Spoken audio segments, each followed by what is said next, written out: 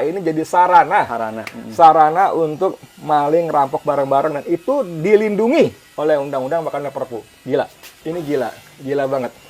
Perampokan akan terjadi besar-besaran, luar biasa.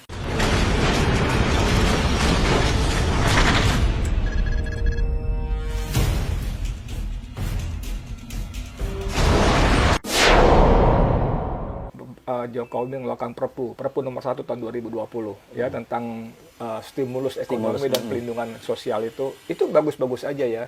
Di situ gagah betul tuh, 450 triliun lebih anggaran digelontorkan. Tapi begitu kita perhatikan, kita teliti, yang 75 triliun buat kesehatan, 110 untuk jaring sosial, berapa lagi untuk stimulus ekonomi, itu bagus-bagus aja. Tapi ternyata dana itu adalah dana utang baru. Iya, karena defisit APBN itu dinaikkan dari 3% ke 5%. Nah, itu langkah berikutnya.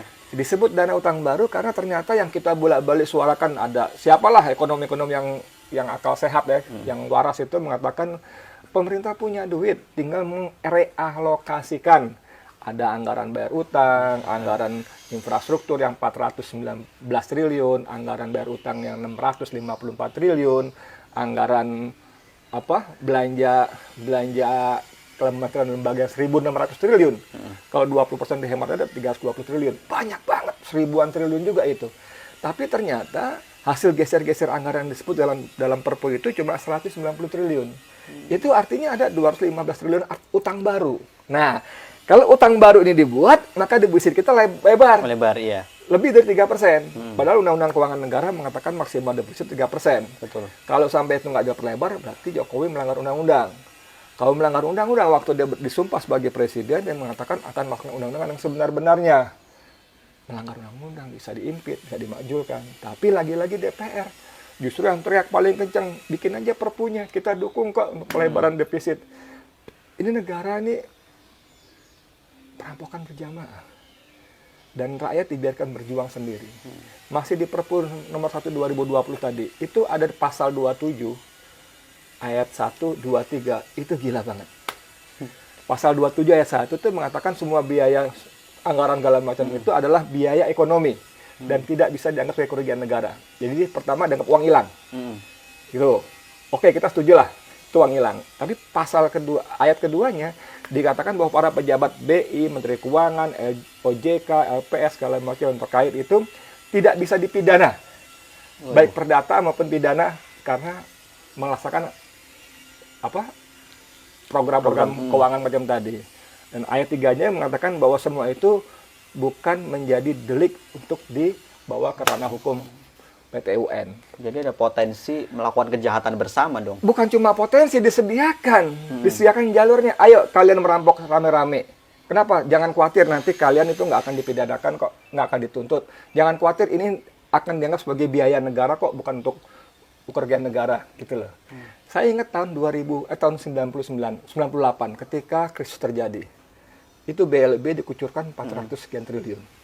Amblas, nggak karuan. Bahkan audit BPK itu mengatakan hanya 6% yang efektif.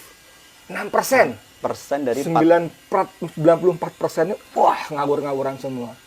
Itu nggak ada pasal-pasal yang kayak tadi tuh. Nggak ada tuh. Nggak ada pasal-pasal yang memungkinkan, ayo maling. Nggak ada. Itu aja sekarang nggak karuan. Tahun 2008, waktu Senturi. 6,7 triliun. Nggak ada pasal-pasal begitu. Tapi sampai sekarang hancur-hancuran juga. Nah, justru waktu Senturi itu, kalau nggak salah, Robert Tantular dalam persidangan itu mengatakan, dia heran kenapa banknya dapat kucuran sampai 6,7 triliun. Menurut perhitungan dia, dana pihak ketiga yang dibayar pada nasabah itu cuma 600-800 miliar. Tapi ini ugal-ugalan semua, dan itu maling. Tanpa pasal-pasal yang tadi. Ini gila banget. Perampokan akan terjadi besar-besaran, luar biasa. Jadi coronanya menjadi berkah bagi para maling dan koruptor. Bukan berkah itu bahasa yang yang ridho gitu. Jadi berkah itu kesempatan gitu. Berkah itu bahasa yang sakral gitu loh. Bahasa ilahiyah. Ini bukan berkah, ini jadi sarana untuk maling rampok bareng-bareng, dan itu dilindungi oleh undang-undang bahkan oleh Perpu. Gila. Ya kayaknya cukup deh Pak Indi. Kayaknya kalau hasil lebih lanjut, emosi kita akan memuncak dari mulai penerbitan PP yang amburadul, yang sampai membawa kita ke seperti zaman perang, kemudian timbul perpu yang Iya. seenaknya aja, bahkan didukung langsung, diperintahkan oleh DPR yang Iya. seharusnya itu membela rakyat itu, Iya. sampai ke masalah lain-lain itu, sampai Iya. masalah napi, koruptor itu dipermudah itu. Ini bukannya masalah corona itu fokus ke rakyat, bagaimana cara melindungi, tapi nyawa rakyat seolah-olah menjadi dipermainkan gitu. Permainkan dan jadi cara, sarana, pintu untuk merampok. Iya. Perampokan itu dilindungi oleh undang-undang, oleh perpu dan undang-undang. Luar biasa. Gila. Ya. Jadi pertanyaannya, rakyat mesti gimana nih? Saya tanya nih. Saya juga bingung, Pak. Ini juga Rakyat protes sudah. Mm-mm. Orang-orang yang punya kemampuan berpikir analitik ekonomi, agama, udah menyampaikan. Mm-mm. Wow, video ini viral kemana-mana. Tapi pemerintah kan budak tuli, bodoh amat ya gitu ya.